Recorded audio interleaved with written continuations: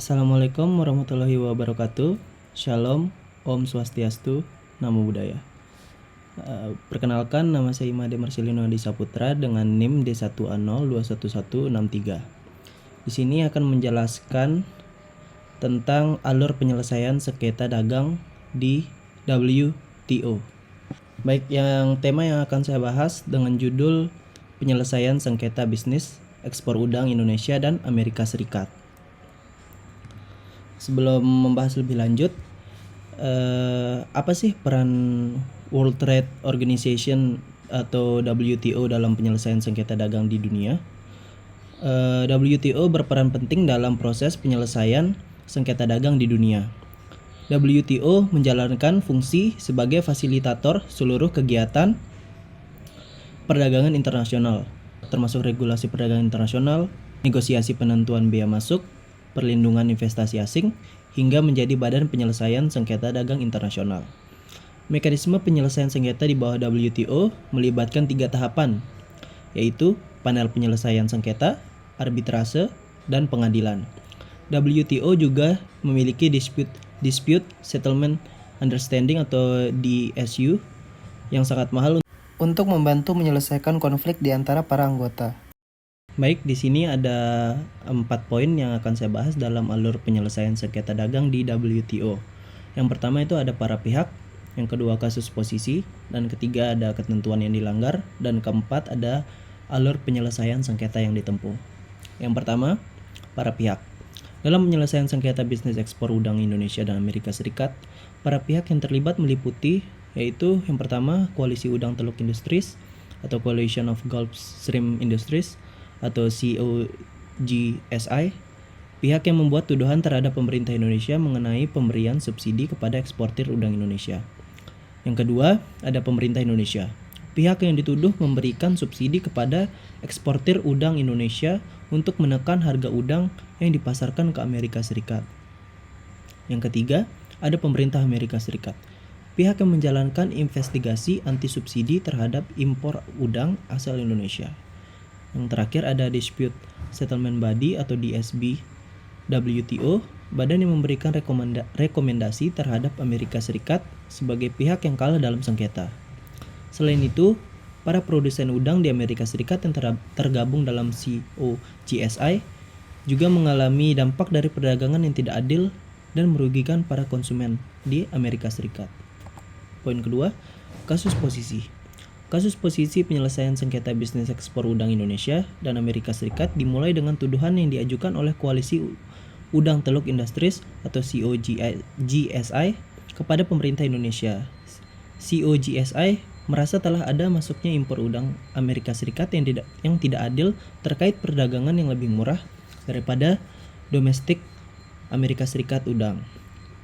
Pemerintah Indonesia dituduh memberikan subsidi kepada eksportir untuk menekan harga udang yang dipasarkan ke Amerika Serikat. Pihak koalisi yang terdiri dari nelayan dan industri udang Amerika Serikat menuding subsidi diberikan melalui pemberian kredit ekspor, asuransi ekspor, insentif pajak dan bea masuk atas barang modal yang digunakan untuk ekspor ke Amerika Serikat, serta pembebasan pajak pertambahan nilai atau PPN atas barang modal yang digunakan untuk ekspor.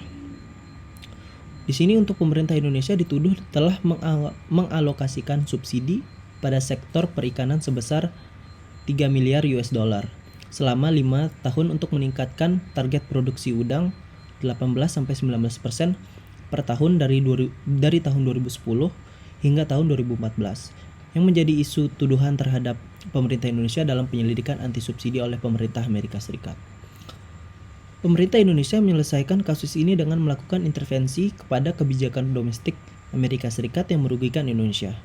Dalam kasus ini, pemerintah Indonesia berhasil melakukan intervensi kepada kebijakan domestik Amerika Serikat yang merugikan Indonesia. WTO memiliki Dispute Settlement Understanding (DSU) yang sangat mahal untuk membantu menyelesaikan konflik di antara para anggota. Diperkirakan Tiongkok akan membutuhkan biaya lebih dari 300 US dollar hingga 600 US dollar juta per tahun untuk menjalani dan menyelesaikan berbagai sengketa terdaftar di WTO. Di sisi lain, kuasa rezim WTO disoroti dan dipertanyakan kembali karena Amerika Serikat dianggap telah tidak menghormati posisi WTO. Di poin selanjutnya yaitu poin ketiga, ketentuan yang dilanggar. Dalam kasus penyelesaian sengketa bisnis ekspor udang Indonesia dan Amerika Serikat, ketentuan yang dilanggar meliputi ada 4 poin. Yang pertama, pemberian subsidi. Indonesia diduga memberikan subsidi kepada eksportir untuk menekan harga udang yang dipasarkan ke Amerika Serikat. Perdagangan yang tidak adil. Yang kedua, Amerika Serikat merasa Indonesia melakukan perdagangan yang tidak adil, sehingga penerapan perdagangan yang adil harus diterapkan dalam rangka menghindari perselisihan perdagangan. Yang ketiga, ketentuan perdagangan internasional. Dalam sengketa ini, Amerika Serikat menilai bahwa Indonesia tidak mematuhi ketentuan perdagangan internasional yang ditetapkan oleh WTO. Yang keempat, ada pemberian kredit ekspor, asuransi ekspor, dan insentif pajak dan bea masuk. Pihak Indonesia dituduh telah melakukan pemberian subsidi terhadap eksportir melalui pemberian kredit ekspor, asuransi ekspor, insentif pajak, dan bea masuk atas barang modal yang digunakan untuk ekspor ke Amerika Serikat. Di poin yang terakhir, yaitu alur penyelesaian yang ditempuh. Di dalam WTO, penyelesaian sengketa yang menjadi tanggung jawab Badan Penyelesaian Sengketa atau Dispute Settlement Body (DSB) yang merupakan penjelmaan dari Dewan Umum. DSB adalah satu-satunya badan yang memiliki otoritas membentuk panel yang terdiri dari para ahli yang bertugas menelaah kasus. Meskipun banyak prosedur WTO yang mirip dengan proses pengadilan, negara-negara anggota yang bersengketa tetap diharapkan untuk melakukan perundingan dan menyelesaikan masalah mereka sendiri sebelum terbentuknya panel. Oleh karena itu, tahap pertama yang dilakukan adalah konsultasi antar pemerintah yang terlibat dalam suatu kasus sebelum ke tahap penyelesaian melalui WTO. Dalam kasus persengketaan yang terjadi antara Indonesia dan Amerika Serikat, penyelesaian yang dilakukan kedua negara adalah secara bilateral. Kasus ini belum sampai ke tahap penyelesaian oleh Badan Penyelesaian Sengketa WTO. Persengketaan permasalahan subsidi udang ini masih bisa diselesaikan secara bilateral. Dalam aturan subsidi oleh WTO, setiap negara termasuk Indonesia berhak melakukan tuduhan, baik itu subsidi maupun dumping dan safeguard, kepada negara dan perusahaan pengekspor. Namun dalam pasal 22 GATT Agreement menghendaki para pihak untuk menyelesaikan sengketa mereka melalui konsultasi secara bilateral. Mereka diisyaratkan untuk memberikan pertimbangan simpatik terhadap setiap sengketa mengenai segala sesuatu hal yang menyangkut pelaksanaan GATT. Mungkin hanya itu yang bisa saya sampaikan dalam penjelasan kali ini. Jika ada salah kata, mohon dimaafkan. Selebihnya, terima kasih.